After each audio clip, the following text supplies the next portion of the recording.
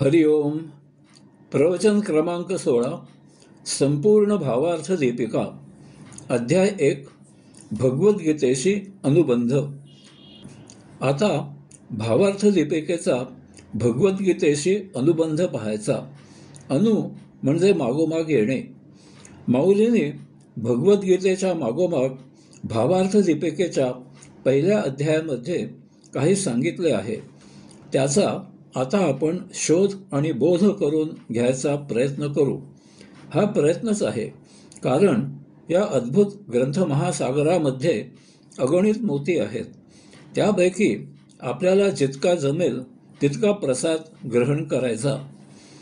भगवद्गीतेमध्ये भगवंत श्रींनी विषय प्रवेश यासाठी संपूर्ण पहिला अध्याय सांगितला. स्वतः भगवंत श्री गीता सांगत असल्यामुळे तेथे स्तवन केलेले नाही, परंतु माम एकम शरणम व्रज असे अनेक प्रकारे वारंवार सांगताना त्यांनी स्वतःची ओळख करून दिली. त्यांनी स्वतःला पुरुषोत्तम असे एक स्वतंत्र नाव धारण केले. याद्वारे श्रीकृष्ण हा त्यांचा पूर्णावतार आहे असे सूचित केले. म्हणून त्यांनी तमाम सजीव निर्जीव यामधील त्यांची ओळख विभूती म्हणून सांगितली. यालाच अनुसरून त्यांनी विश्वदर्शन दिले. भावार्थ दीपिकेमध्ये माऊलीने 1 ते 84 ओव्या प्रामुख्याने स्तवनासाठी सांगितल्या आहेत. माऊलीने ईशस्तवन केले. मानवी देहधारणेचा अंतिम उद्देश ईश्वर प्राप्ती हा आहे.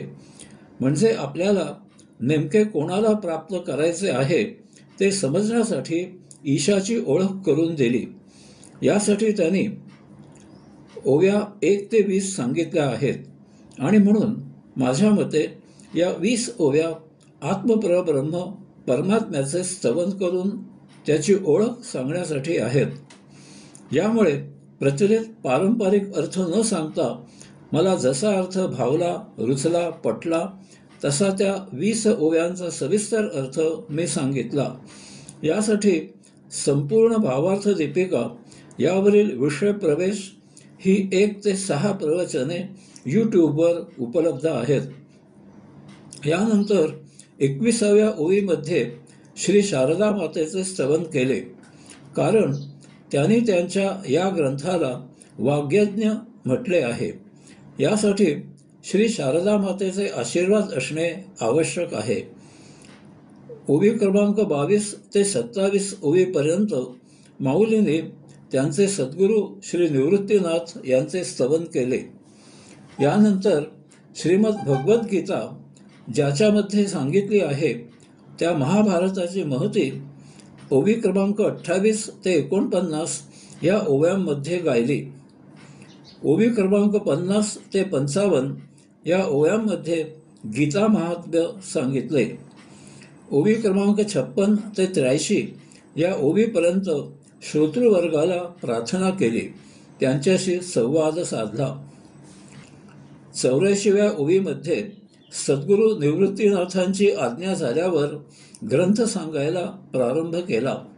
असा एकूण हा पहिल्या अध्यायामध्ये पहिल्या 84 ओव्यांचा अनुबंध आहे.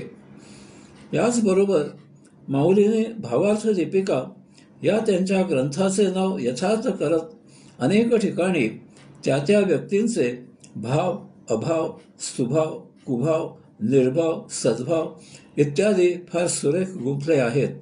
हा भगवद्गीतेशी असलेला अनुबंध त्या त्या ओवीचे निरूपण करताना मी विशद केला आहे. भावार्थ दीपिका सांगताना माऊलीने त्या त्या विषयाला अनुसरून अतिचपकल उच्च साहित्यिक दर्जाचे अति उत्कृष्ट असे ठिकठिकाणी दृष्टांत दिले आहेत. हाही एक अनुबंध पाहण्यासारखा आहे. त्या त्या ओवीचे निरूपण करताना त्या दृष्टांताचे निरूपण केले आहे. काही दृष्टांत माझ्या दृष्टीने विशेष आहेत. त्यांचे निरूपण हा विषय विस्तृत असल्यामुळे त्याचा आपण स्वतंत्र लेखामध्ये परामर्श घेऊ. तसेच भावार्थ दीपिकेमध्ये तम, रज, सत्व अशा 3ही गुणांचा मिलाफ आहे. धृतराष्ट्र तमोगुणी आहे, कारण त्याला अंधत्वामुळे असेल कदाचित, परंतु काहीही न करता बसल्या जाग्यावर सर्व उपभोग हवे आहेत. दुर्योधन रजोगुणी आहे. त्याला त्याच्या वाटणीच्या अर्ध्या राज्याने समाधान नाही. त्याला उर्वरित पांडवांच्या वाटणीचे राज्य हवे आहे. अर्जुन सत्वगुणी आहे. त्याला समोर शत्रू आहेत हे माहीत असूनही त्यांच्या प्राणाची त्याला कळव येते. हे आपण स्वतंत्र लेखामध्ये पाहू. भावार्थ दीपिकेमध्ये सर्व 9 रस आलेले आहेत. ते त्या ओवीच्या निरूपणामध्ये विशद केले आहेत. परंतु शांतरस हा त्या सर्वांमध्ये श्रेष्ठ आहे. अध्यायामध्ये शांतरस संतांचे वर्णन केलेले आहे. ते आपण स्वतंत्र लेखामध्ये विशद केले आहे. अध्यायाच्या शेवटी माऊलीने एक वेगळा अनुबंध रेखाटला आहे. त्यांनी अर्जुनाने धनुष्यबाण हातामधून जमिनीवर टाकले असे सांगितले आहे. याचबरोबर अर्जुनाने रथामधून खाली उडी मारली असेही सांगितले आहे. हा अनुबंध अधोरेखित करण्यासारखा आहे. अर्जुनाला त्याचे गांडीव धनुष्य अतिप्रिय होते. ते इतके प्रिय होते की त्याने प्रतिज्ञा केली होती की जो कोणी त्याच्या गांडीव धनुष्याची अप्रतिष्ठा करेल, त्याविषयी उणेदुणे बोलेल, त्याला तो ठार मारेल. आणि दुर्दैवाने ऐन युद्ध सुरू असताना काही प्रसंगाने युधिष्ठिराने अर्जुनाला खडे बोल ऐकवताना त्याच्या गांडीव धनुष्याबद्दल अनुचित शब्द वापरले.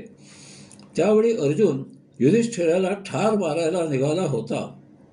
परंतु श्रीकृष्णाने शब्दांच्या कोलांट्या मारून तो प्रसंग कसा तरी निभावून नेला. येथे माऊली सांगतात, अर्जुनाने स्वतःच धनुष्यबाण जमिनीवर टाकले आणि त्या पाठोपाठ त्याने रथामधून खाली जमिनीवर उडी मारली.